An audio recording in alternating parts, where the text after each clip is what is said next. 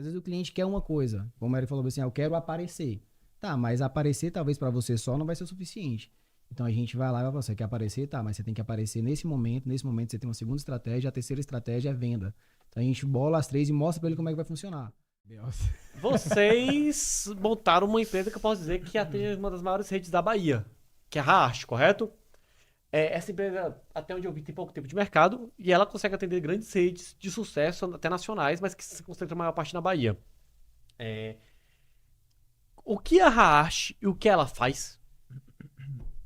Bom, a Hash, ela é uma empresa, como o Davidson falou, né? A gente faz o marketing 360, a gente não abandona o offline, né? O marketing digital hoje é o que está na moda, digamos assim. Então a gente usa isso para vender.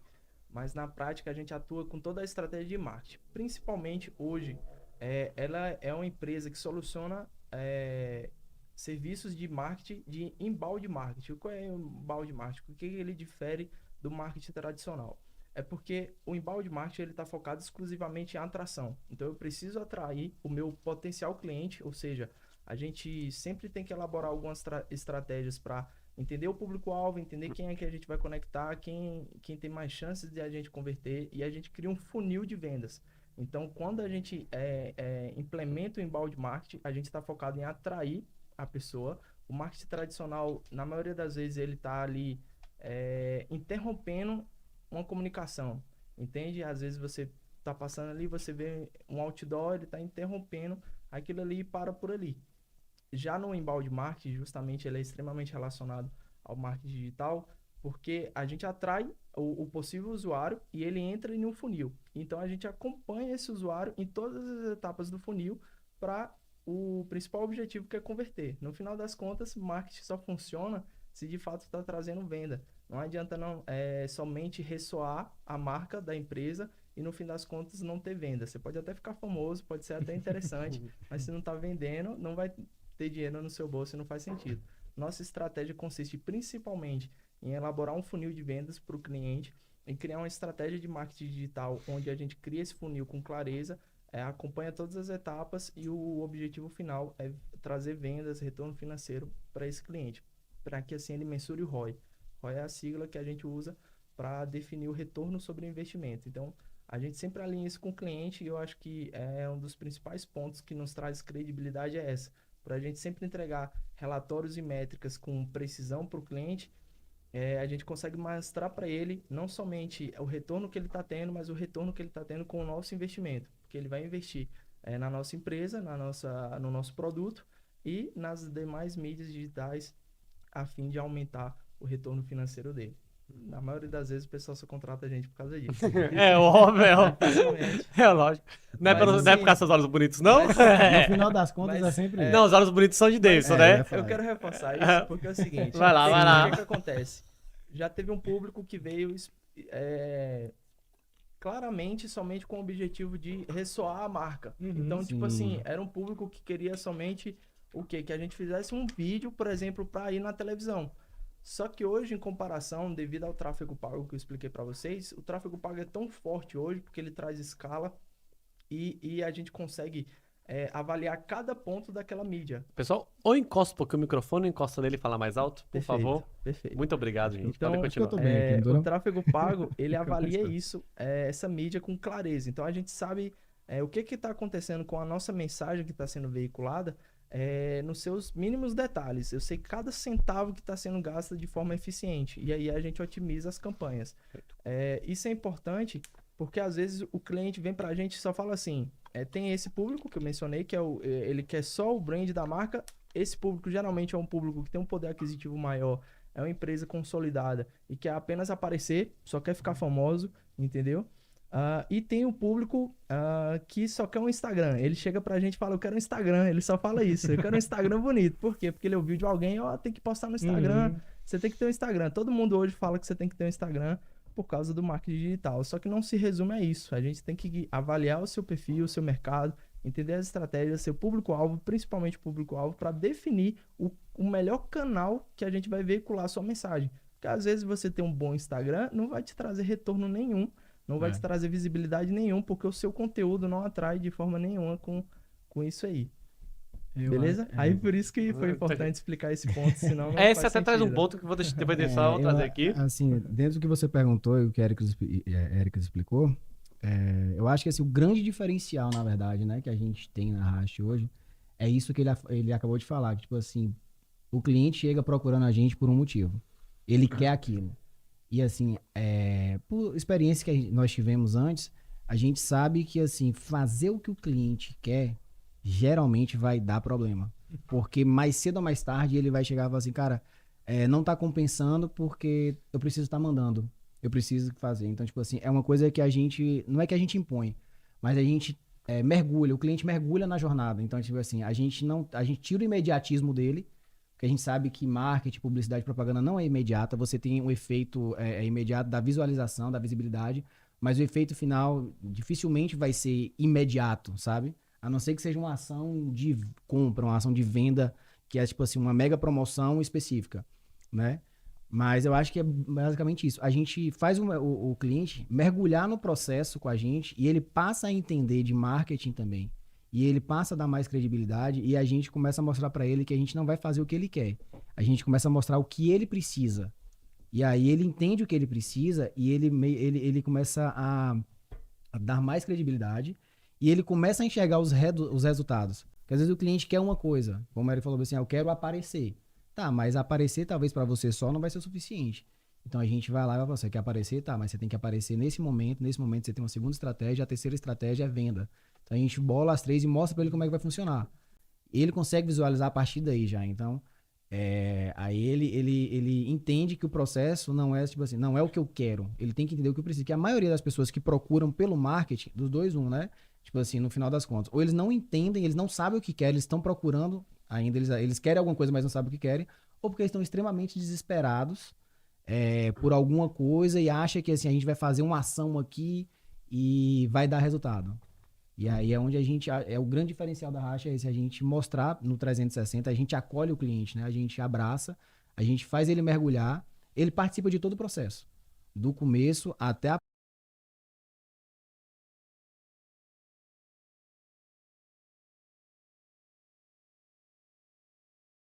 Voltou. Só observação, então, pelo que vocês estão dizendo, é mais complexo do que parece, porque vocês precisam de clientes educados na área, ou vocês vão ter que educar o cliente. E eu acho que isso detém, primeiro, uma complexidade e uma aceitação do cliente para que ele aceite ser educado. Exato. Isso acontece com frequência, não acontece? Como é que é o dia a dia mesmo? Porque assim, vamos ser sinceros. Se a pessoa, o cara tem empresa, ele quer fazer marketing e vender. Na hora. Exato. Na hora. Pelo que vocês explicaram, para isso tem procedimentos. Sim. É todo mundo que aceita procedimentos? Não é? Como é que é o grande BO? Essa parte deve ser difícil, né? Assim, Loucura, né? E responder essa pergunta já complementa o que Davidson falou. Que não basta só a gente falar, né? A gente tem que mostrar. Exato. Por isso que a gente sempre está alinhado com as métricas e com relatórios, justamente para provar o nosso ponto de vista, entendeu? Não que a gente possa. A gente sempre tá certo, mas os relatórios, as métricas informam para a gente qual o caminho a gente deve tomar, entende? Isso não acontece com frequência, mas acontece. Gente, os caras estão com uma cara de desespero aqui, velho. Não Pouquíssimo. acontece com frequência. Na maioria das vezes, por isso, desde da minha carreira, desde quando eu comecei, a importância de sempre estar alinhado à expectativa com o cliente. Então, a gente sempre faz reuniões semanais, que a gente chama de check-in, e a gente sempre está ali alinhando as expectativas com o cliente e principalmente mostrando as estratégias, alinhando sempre o que vai acontecer na semana seguinte e mostrando os resultados.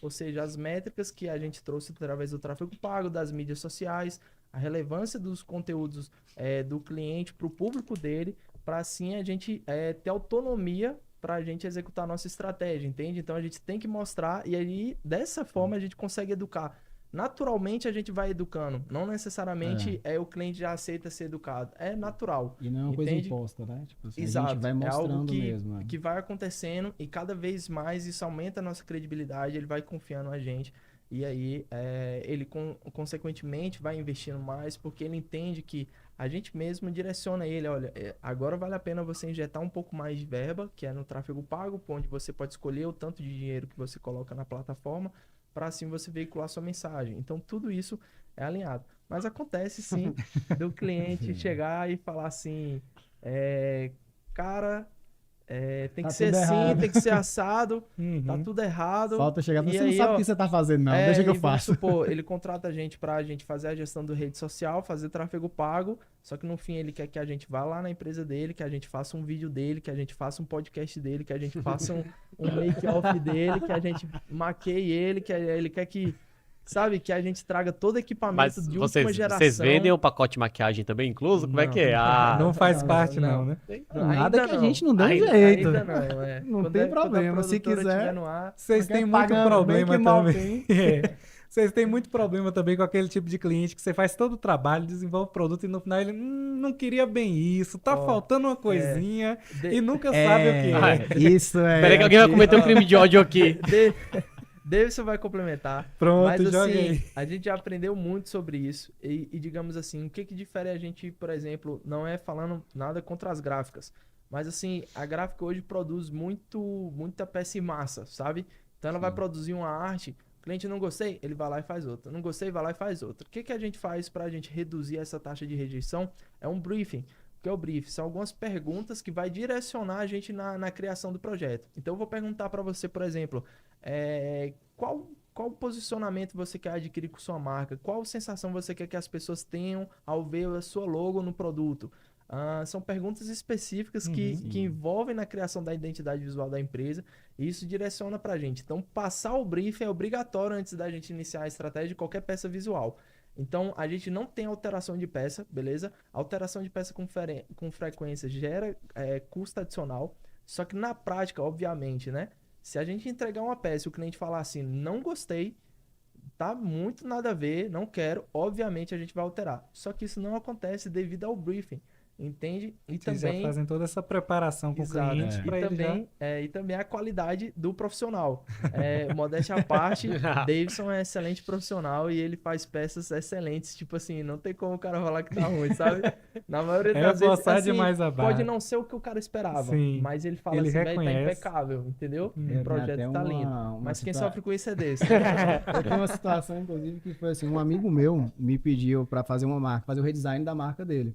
Dele não, do patrão dele e tal, né? Da empresa que eles trabalham. E aí, entrando nisso que Eric falou. E aí, só que assim, o profissional, ele tem que se atentar a não ficar preso só naquilo. Por exemplo, eu sou designer, eu não vou reparar no texto, porque meu negócio é criar layout. Eu não vou fazer uma apresentação, eu vou montar e tem que ter uma pessoa. Então, tipo assim, eu fiz o redesign da marca, como o Eric falou, fiz o briefing, eu fiz uma reunião, a gente faz a reunião virtual ou presencial, a gente faz o briefing, é um bate-papo. Eu gosto muito de fazer presencial, porque a gente faz um bate-papo com o cliente, ele descontraído, ele deixa transparecer muito mais do que ele quer com o produto, né? Com a marca dele, do que ele respondendo alguns questionários. E aí, fiz todo o material e fiz a apresentação. E aí foi o que o Eric falou, tipo assim, depois que eu apresentei, o cara falou assim, cara, mesmo se eu não tivesse gostado, eu não teria coragem de falar pra você que eu não gostei. Porque, tipo assim, não foi sua marca, mas a apresentação do começo ao fim foi muito bem feita, né? Eu tive todo o cuidado, eu ainda... eu brinco, eu falo assim, que acho que tá nos detalhes. Eu peco muito por excesso nos detalhes, às vezes. Porque, tipo assim, pra mim tem que estar tudo muito bem acabado, tem que estar tudo muito, muito perfeito. Porque o cliente percebe isso. Acho que a percepção de valor, no final das contas, tá aí, né? E aí e essa questão de retrabalho, já tive bastante, cara. Imagino. Demais. Tipo assim, tem o quê? 18 anos que eu atuo na parte gráfica de produção visual e tal. E, cara, no começo era terrível. Até há uns anos atrás ainda, assim, cara, sabe? Era tipo assim, a galera é muito assim, eu quero isso. Aí você faz. E na verdade não é que ele não gostou. Ele não sabia o que ele queria ainda. isso. Aí você conversa, eu quero isso. Eu quero uma campanha eu quero um material que tenha a imagem de uma pessoa X falando isso com a marca. Aí você faz. Aí, não, mas eu acho que não era essa pessoa que eu queria. Aí você não sabe o que você queria, fica difícil. Então vamos. E assim, já tive assim, antigamente de fazer, sei lá, refazer 15 vezes o material para poder chegar no final. E aí vai chegando um ponto que vai renomeando os arquivos e fica lá, final, ok. Final Essa dois. porra agora vai. Uma hora, vai renomeando. Eu tinha pessoal, não vou responder mais. Deixava um dia no vácuo pra pessoa, às vezes, se tocar. Só que aí, né, a gente vai amadurecendo, vai evoluindo. E você começa a entregar materiais melhores também, porque antigamente eu também, se eu for olhar minhas artes antigamente, Sempre melhor. eram terríveis, né? Perfeito. E assim, um detalhe hoje é que, como eu falei, né, mencionei das gráficas, a gente não faz a peça dessa forma. Hoje a gente tem 2 critérios obrigatórios para seguir na peça. A peça tem que estar bonita, não pode estar de forma alguma feia. Ela pode estar simples, mas o simples de Davidson é excepcional, entende? Então ela pode estar simples aparentemente. Por exemplo, essa capa da Hayashi, ela tá muito bem elaborada, tem muitos detalhes, tem muita manipulação e assim vai. Por É que esse diferente. elefante zebra aí? Pois é, justamente para chocar. A ideia é chocar que a gente é uma agência. É criativa. o já me fantástico perdi mundo de tanto Bob. nisso. E Uma aí, coisa que só existe no meu universo, tipo assim, Exato. sabe? e aí o cliente, ele vai ver que a mensagem está comunicando o que precisa comunicar e tá bonito. Então isso que importa. Por quê? Porque se não a gente parar para sempre refazer, vai ter retrabalho, vai demandar mais tempo e assim, não é isso que vai determinar o decorrer da estratégia, entendeu? As pessoas às vezes focam no que não tem resultado. Uhum. E o detalhe principal é que hoje Davidson, quando ele falou da apresentação, ele cria a peça com cada porquê. Em que sentido? Por isso que eu dou valor a esse menino. Ele faz um traço, ele te explica o porquê teve aquele traço, entendeu? Então ele é um design profissional nessa parte de saber o que está fazendo. É diferente. Na maioria das vezes, pega um design ali que acabou de fazer um curso de Photoshop, Illustrator, CorelDRAW. Photoshop não, E que ninguém aí- quer usar Photoshop mais. Pois né? é. Essa é a verdade. E aí, Canva ele- Pro. Não, Canva Pro não, Pro tem que pagar. Canva. É só o Canva. Canva não, free. não tenho nada Acesso. contra o Aí- Canva, mas... Aí ele faz um curso, aprende a fazer uma peça, entendeu? Só que ele não sabe o que tá fazendo. Ele não sabe se a peça conecta com o público-alvo, não sabe se conecta com a marca da empresa. Uhum. Às vezes ele tá vendendo algo ali no atacado, um produto do atacado, varejo, e tá fazendo um negócio extremamente moderno, chique, ou vice-versa, entendeu? Pegando algo de Disso, luxuoso sim. e fazendo algo meia boca, e assim vai. É porque é isso, né? Assim, eu deixo isso muito claro quando em conversas com o cliente, que assim, a primeira regra do design é resolver um problema. Não adianta ser o melhor layout do mundo, a melhor arte do mundo, se ela não resolve o seu problema. Então, tipo assim, tem artes que a gente fala, velho, não foi você que fez, não, fui eu. Mas não tá no mesmo grau, eu sei que não tá. Mas eu tinha que resolver um problema do cliente e eu tinha que escolher entre resolver o problema e fazer uma arte bonita. Então, se eu não consigo ter os dois, eu vou resolver o problema dele. Sim. E é muito isso. Às vezes o varejo, por exemplo, a galera confunde, vou fazer um varejo. Cara, aqui ainda mais assim, interior, geralmente, varejo é varejo. Ele não conseguiu se modernizar. Varejo é letra gritante, vermelho com amarelo, sabe? Tipo assim, sendo que a gente pode modernizar. Só que, assim, infelizmente, o público não tem essa aceitação às vezes. Por quê? Porque quanto mais moderno e menos chamativo, mais caro é. Então, se eu quero ser varejo, eu não posso ser um varejo que eu, sei lá, vou aparentar ter caro. O cara quer vender pra massa. Uhum. E a grande massa não tem o poder aquisitivo tão alto. Então, sabe, tem muito disso.